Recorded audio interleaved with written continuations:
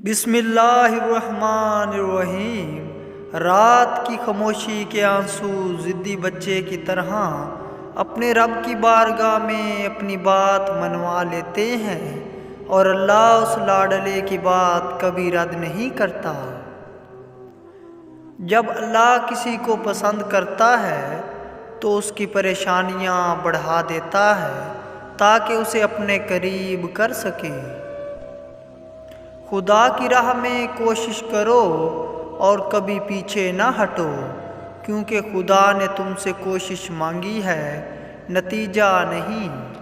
اندھا دنیا کو دیکھنے کی، بہرا سننے کی، لنگڑا چلنے کی اور گونگا بولنے کی تمنا کرتا ہے، اور تم دیکھنے، سنتے، چلتے اور بولتے ہو، تو کون سی چیز تمہیں اپنے رب کا شکر بجا لانے سے روکتی ہے؟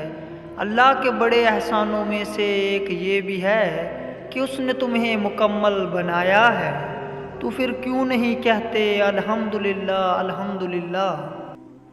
اللہ کا ذکر کرتے رہا کرو، چاہے گھر میں ہو یا راستے میں، کیونکہ جس چیز کے سامنے اللہ کا ذکر کرو گے، چاہے وہ پتھر، پھول، درخت یا کچھ بھی ہو، قیامت کے دن گواہی دے گی، یا اللہ تیرا یہ بندہ تیرے ذکر میں مشغول رہتا تھا۔